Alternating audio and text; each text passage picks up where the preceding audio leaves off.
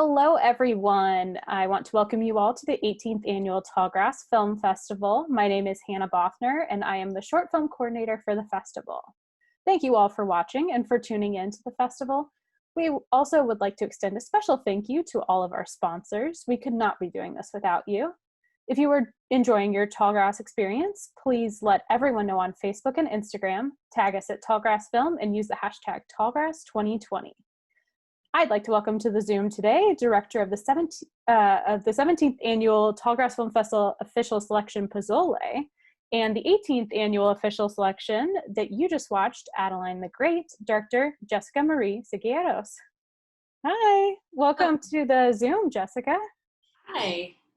Thank you so much for being here today. Thank you for being a home for my movies. Yeah, yeah, absolutely. I just want to start out with, if people haven't seen Pizzoli, are they able to go watch it somewhere? It is. It's on Vimeo and YouTube on Omeletto. Awesome. So it's highly searchable. I've searched Pizzoli movie because otherwise you'll get a lot of recipes. And I can imagine, yeah. I mean, maybe go try and make some Pizzoli and then watch Pizzoli. It doesn't sound... It depends on what order you want to do it in, though, because yeah, it's a bit of a grotesque moment with the Pizzoli. So right. Depending on where you fall. There are vegan recipes. There you go. Actually, that might be perfect. A little vegan Pizzoli and then watching the film. I like that. But let's get into Adeline the Great here. It's such a wonderful film with some really awesome young actors. Can you talk about finding those young actors and working with them at all? Yeah, we were lucky in this one. This is actually, Pizzoli was made with a grant, but really just through my own producing and with the producer I had on the ground in New Mexico, and really just duking it out. AT&T and Lena Waithe and her production company were behind Adeline. So we had the fortune of some resources that, we got to have a much wider search for these young girls, and our Adeline Dash came from New York, and she's 10 years old, which also is an impossible thing to fathom because she has such a huge energy. Yeah, she manages to command the screen like somebody twice her age, 3 times her age. Just a depth, and really, yeah, the second I saw her, I was like, oh, that's it. And one of the big things for me is, being a Mexican-American director, and then Jasmine Johnson, who wrote the script, is a Black writer. And so to me, I was like, okay, well, I want to make sure that I'm not taking over this story. I want it to be kind of an enmeshing of our experiences. And so we really wanted to find an Afro-Latina actress. And so she is a mixed Mexican, Black, badass little kid. And yeah, we were just really lucky. This is the first time she's ever acted on screen before too. Oh, that's amazing. Yeah. And Riley, who plays the mean little girl, she was Matilda on Broadway. So we had this wide variety of experiences with these young kids, but they're all incredible. And I had an acting coach who was specifically dedicated to working with them, which I think is really important whenever you're working with your first time actors or kid actors or anybody that's going to need that little bit of extra support, because as a director, you're going to be every which way. Yeah, absolutely. Yeah. But I love working with kids. They're they have no filter on their creativity. They just go. Yeah, and I think it really shines through in the film. It's so much about these children too. So it's so cool to have these kid actors that could bring that energy to life here. I just think we underestimate kids so much. And one of the things that I loved, I got to read the script and choose it from a few, we had kind of an option, and it was part of a script competition on the writer's side. And this one really spoke to me because it doesn't pander to the kids' experiences. It elevates their voices, and I think we spend so much time belittling kids, and it asks so much of both the actors and the characters to just be able to be no, I have an opinion. I'm trying different things, and we're trying different ways to change the world. Yeah, absolutely. Well, I mean, that's something I kind of wanted to ask you. You know, we see younger people more and more getting into activism, and you know, maybe parents getting their kids educated younger and younger, or children just seeing the state of things and wanting to help in whatever way they can. Do you think that was one of your goals of this film, or do you hope that this film will help motivate younger people to get out there and work for what change they want to see? Yeah, I think both that and helping older generations see that that's a valid experience. That, I mean, I know as a kid, I grew up in the Bush administration and had so many opinions, you know, like me and my classmates wrote this play called You Want Freedom, Fries with That, and we had a teacher who like arranged for us to take it internationally, and we got to send it in Italy, and it was a life-changing experience to be able to have your own opinions about what government is doing and to have those opinions heard. And then we brought it back, and I grew up in Vegas, so the Vegas politics are, you know, we're definitely now a swing state, but at the time not a swing state in any way.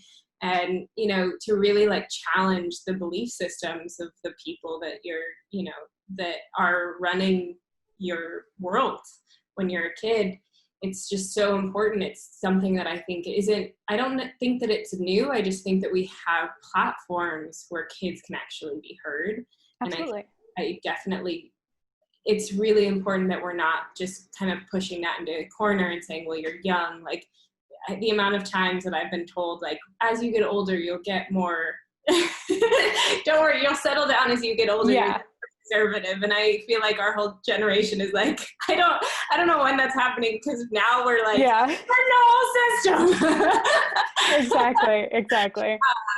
So yeah, I think as much as it's encouraging to young kids, I wanted to put over the course of the rewrites of the film, we ended up including that phone call with the father figure, and it was really important to me that we didn't censor that it wasn't, you know, we have this film that could be geared towards kids the entire time, and then you have this really very abrupt kind of hits you in the face phone call.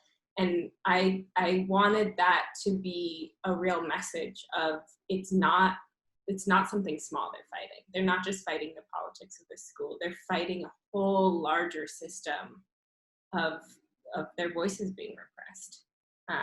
And that's a message to the people my age and up, to go, you know, just because they're young doesn't mean that they aren't fighting very real battles. Absolutely. So wonderful. I wanted to, so you mentioned it a little bit before, but you worked with Lena Waithe on this film. Can you talk about how you kind of got into that experience and about working with her? That's so exciting and cool. It's really cool. My whole career, I mean, I started as an actor, and my whole career has kind of been this insane journey since making Pizzoli, and I think, you know, for anybody that is like a filmmaker that's watching this, it's a real message. Just kind of keep putting yourself out there and put yourself in places where the doors haven't been opened yet. Because Pizzoli did not get into Sundance like all of us are hoping, and I had made this decision, like, I'm just gonna go no matter what. I'm gonna show up, and I'm gonna be present in that space. I've heard that it's great to go. We can see movies, and then I can just take the pressure off of whatever hopes and dreams I have. And I was at a party, and I met the woman that runs was running this program for AT&T, and talked to her about what I was trying to do, my sort of overall mission of putting faces that we don't normally see in these really hyper-composed worlds.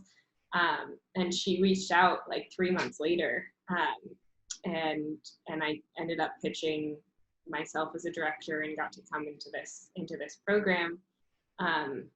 And I definitely think that it's a very bizarre, like, both disillusioning experience of having kind of been exposed to what the industry like kind of actually is, and the work doesn't change, you know, you're Yeah. doing the same work no matter what level you're at. But it was really great to start to build those relationships and keep moving forward. And I mean, they're taking over the world, you know. Yeah, absolutely. That's really amazing. So you kind of touched on this a little bit earlier, but can you talk a little bit more about like what really stood out to you when you went through and like selected this particular script to make? And then you also mentioned a little bit of like rewrites throughout the film. Can you talk about how that script changed from when you first saw it to what we see on the screen? Yeah, when I first picked up the script, and Jasmine really wrote a script that was so true to her experience. She was like, I want to write about a fat Black young girl who's really powerful. And that was her original script, was like these two girls that come together, one who's like white and overweight and one who's Black and overweight, and they come together, and it's about kind of twisting the lens of what the experience is of being oppressed and those kind of things. And it was very like, there was it kind of fell out of conflict after they came together, and Mm-hmm. we had to do some work to kind of figure out, okay, what makes this mean girl, what is more of her story. Right. And so originally it was like, and then the kids, they go and steal candy from the office, and they could just kind of sit in this field together, and we find out the other one is sleepwalking. It was just kind of like a little bit more all over the place. Mm-hmm. But the core of it, of these girls coming together because they are each in some way othered, was what really spoke to me. And that's a huge part of like everything that I want to do has that core message. Like, I want to figure out, how do we string together our differences so that we are cohesively brought together, because the overall system is telling us, oh, you're so different, you're so different, you're so different, and then we're all in little corners, and nobody realizes that like that person actually has the same problem as you, and if you just teamed up, you could be much more powerful. And the rewriting process was fun. That's where Lena and her partner who runs the company with her, Rishi Rajani, were very hard on us. There were some elements to the script that I was like, no. I like kind of saying like, I'll direct us out of that. Like, I'll direct us out of that problem. Well, it'll be great. When you see the final thing, it'll be great. And they were like, no. And they really, really pushed Jasmine. And we together, you know, really, we came up with the idea that she was actually in love with Adeline, and it got to be much more of a like, how do we move through this, like this one kid who clearly has anger problems, like how do we just push into the fertile ground that Jasmine has built and actually make this more filled with conflict. And which ended up, the film used to be called The Fat Friend. Okay. And then that just, by the end of it, I was like, we're not telling that same story. Yeah. It used to be about that experience and what that experience, what it was for Jasmine. But the thing that started to just inherently be more powerful was these young kids' voices and their political opinions. And so we really threw ourselves into that. Absolutely. And the little bits of comedy throughout that like really, you know, lighten up such heaviness. I mean, of course, really reflects what our worlds actually are. It's not always, you know, the heaviness and the fighting for these different things. Were those always in the script? I especially love the little fire starter moments. Yeah, always so eager to start a fire. The fire stuff was always in there. That was always like the highlight of the script, was her, both the two jokes that were always in there were the fire starter, kind of her whole character arc about that, and the idea that Emma's character has an entire Black family, and so she knows how to do right, yeah, really well. So those two were like gem jokes that they just stayed in forever. Absolutely. And then I essentially I told Jasmine, because the script could have been directed in a much more like kind of Netflix original movie kind of way, and I told her right away, and I was like, you know, I'm gonna make this movie really weird, like I just so you know, that's who I am. Right. We're gonna go full in. I showed her a couple of shorts that I really love, that I was like, here's, you know, like Killer and Worm, if you so that the WYRM. Those are two shorts that I really love that are very bizarre. And was like, this is the direction I want to take this. And she was so trusting the whole time, and really just, it was such a good writer-director relationship. That's so awesome. That's really great. You just talked about this a little bit, but you have a really cool style to your films. Can you talk about finding that style and how you achieve the look that your films get? Yeah, I grew up with really, like, people always are like, what are your influences? Like, they're going to be some like very, you know, very cinematic, like, you know, what are you, like Wes Anderson listing his like French film influences. And I'm like, well, I really loved the show Dinosaurs as a kid. And I grew up with like Keeping Up Appearances, like watching like late night British comedy shows on PBS, and then loving a lot of like physical comedy stuff. I am a big Wes Anderson fan, although I think putting more brown people in his movies would be great. So for me, it started with, I know what I love, but I also look at my Mexican family and I don't see them represented in any way in that world. My family is really big and over the top. Why can't we be those characters? So that was the first like attempt at that style. And now it's turned into like, okay, well, how do I figure out what this is for myself? How do I find those visual comedy jokes? How do I give this a sense of timelessness? I don't like to use any technology, like I don't like my characters to have access to any technology. I really like to just, you know, strip as much of it as I can away, and just find the really, really playful, you know, version. This one, every character is in a different time period. I don't know if you catch that, but if you go back and watch, like, Emma is in the 80s, and they all, and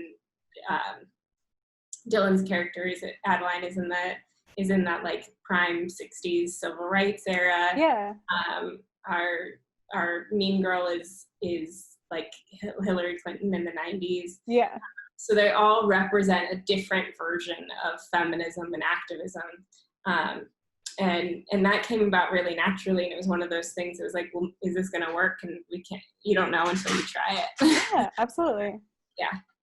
That's so awesome. Yeah, I hadn't noticed that, and now I'm thinking about it. I'm like, well, you know, I definitely had that 60s feel, you know, as soon as you see Adeline up on the like almost literal soapbox there. Yeah.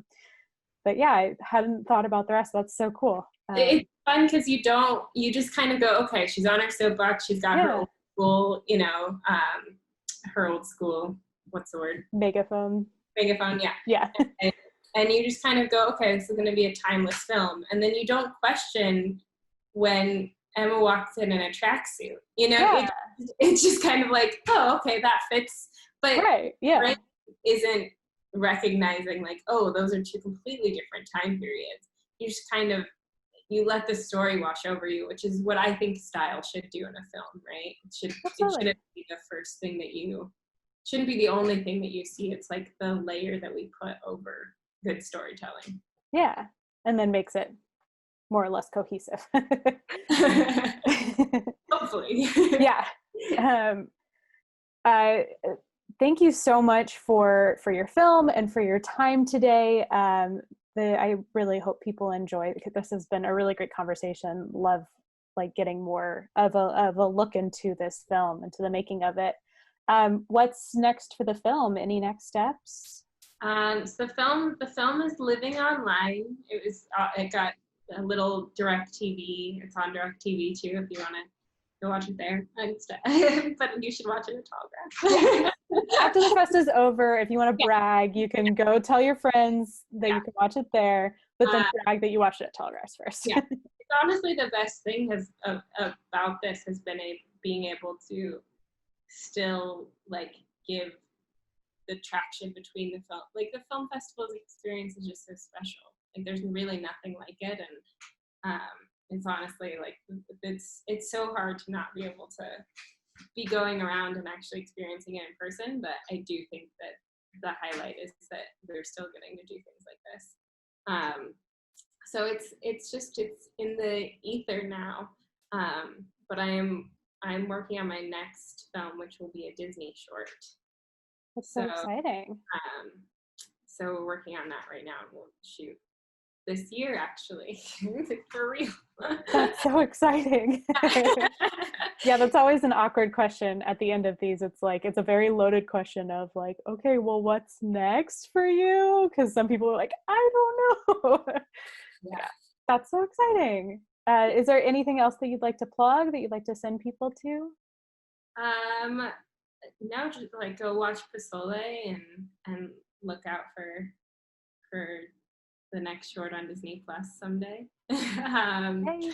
Yeah, I mean, and then watch the other stuff at Tallgrass. I am so grateful for you guys having been a home for both of these films, and one day we'll make it there in person. Absolutely. Yep.